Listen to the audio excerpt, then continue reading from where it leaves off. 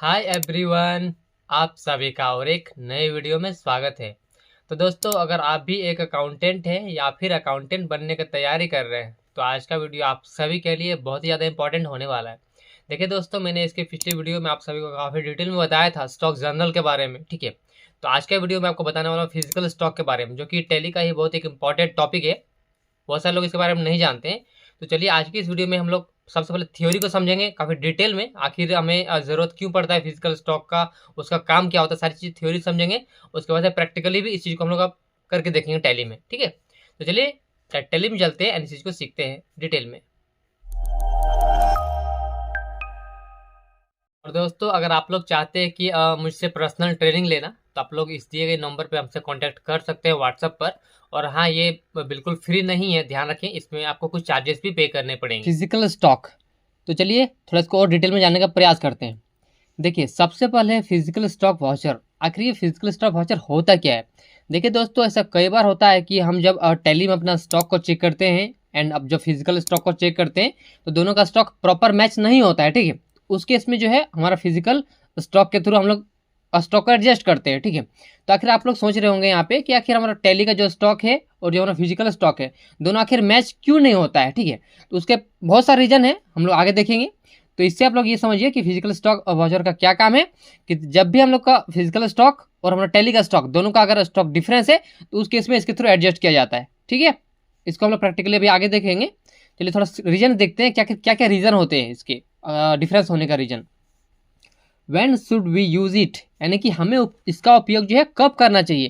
तो देखिए, इसका उपयोग करने से पहले आपको कुछ रीजन पता होना चाहिए कि आखिर आपका जो स्टॉक प्रॉपर मैच नहीं हो रहा है, क्या कारण क्या मैच नहीं होने का। तो मैं आपके लिए ढेर सारे रीजन लेके आया हूँ, उस रीजन से आपको पता चल जाएगा कि आखिर मेन कारण क्या होता है।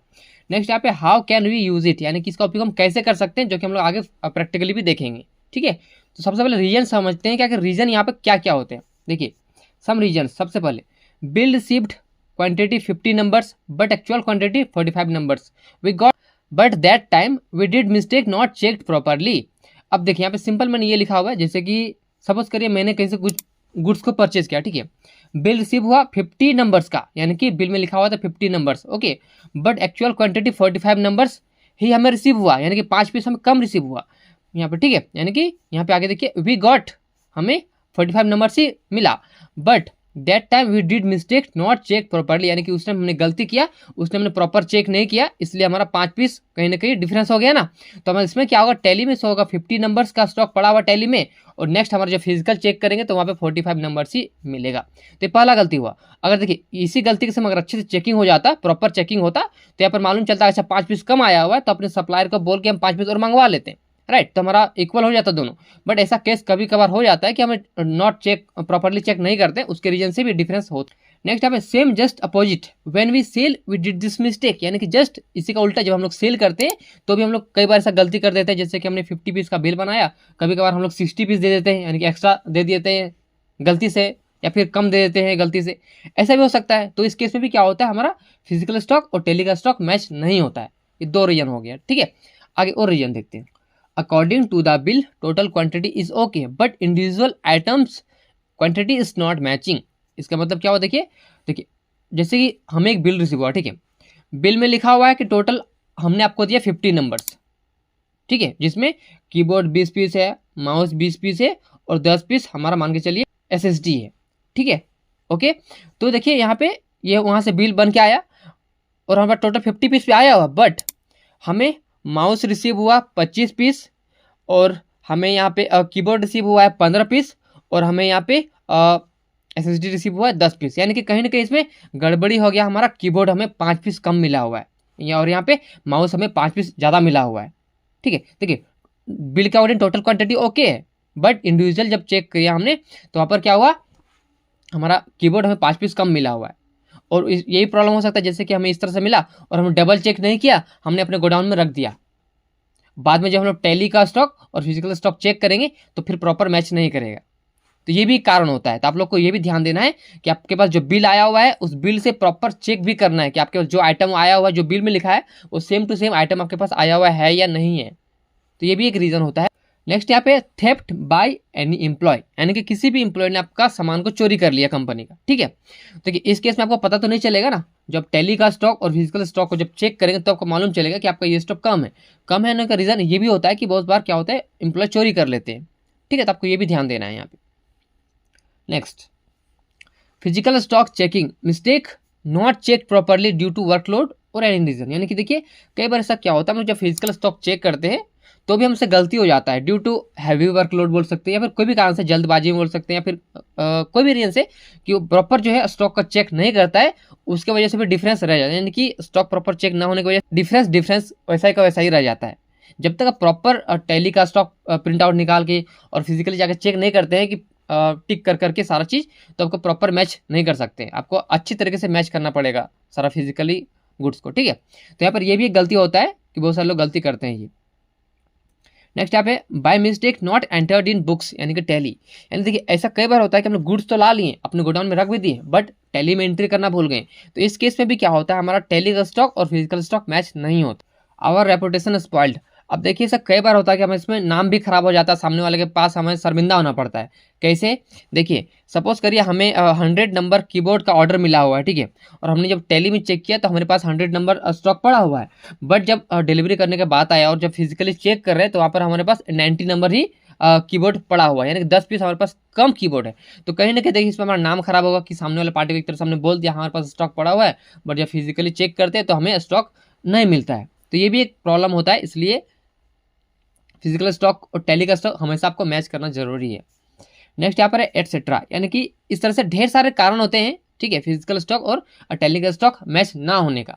अब इसका सॉल्यूशन क्या है वो देखेंगे। देखिए सबसे पहले मेरा एक पर्सनली आप सभी के लिए रिकमेंडेशन है, I recommend you all please try to check physical stock monthly basis, यानी कि मेरा आप सभी से यही एक रिकमेंड है कि आप लोग हमेशा कोशिश करिए, चाहे कभी भी अगर कहीं पर भी जॉब करेंगे तो फिजिकल स्टॉक और टैली का स्टॉक को प्रत्येक महीना यानी कि मंथली बेसिस पे आपको दोनों को मैच कराइए। उसमें क्या होगा, आपको डिफरेंस हमेशा पता चलते रहेगा अगर कुछ डिफरेंस है तो, ठीक है। तो ये थे कुछ रीजंस जो मैंने आपको बताया। देखिए इन सब रीजंस की वजह से क्या होता है, स्टॉक प्रॉपर मैच नहीं होता है।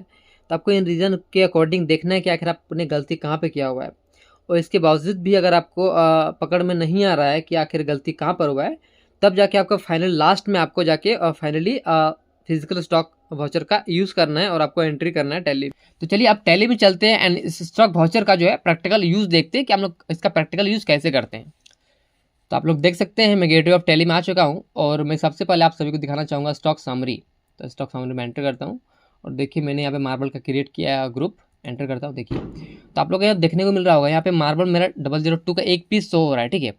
बट देखिए और जब मैंने फिजिकल चेक किया तो हमारे पास फिजिकली क्या था, मार्बल का हमारा और दो मॉडल है, मार्बल 001, वहाँ पे 2 पीस हमारे पास फिजिकली पड़ा हुआ है, और मार्बल 003 ये भी हमारे पास फिजिकली 2 पीस पड़ा हुआ है, यानी कि कहीं ना कहीं वो हमारे पास यहाँ पे स्टॉक में यानी टैली में शो नहीं हो रहा है, बट हमारा फिजिकल में शो हो रहा है वो, ठीक है। तो अगर उसको हम लोग यहाँ पे कैसे उसको एक तरह से वेरीफाई कर सकते हैं, यहाँ पे ला सकते हैं, तो वो थोड़ा देखते हैं उसको कैसे करेंगे। स्किप करके पीछे आ जाइए, आपको आना है वाउचर्स में, उसके बाद से आपको यहाँ पे F10 प्रेस करना है, ठीक है। उसके बाद से आपको देखने को मिल जाएगा यहाँ पे फिजिकल स्टॉक। अगर आपके केस में फिजिकल स्टॉक यहाँ पे नहीं आ रहा है तो आपको यहाँ पे शो इनएक्टिव में जाना है, एंटर करेंगे यहाँ पे। उसके बाद से आपको यहाँ पे देखने को मिल जाएगा फिजिकल स्टॉक, आपको यहाँ से इसको एक्टिवेट कर लेना है, ठीक है। तो चलिए अभी इसको सिलेक्ट कर लेते हैं।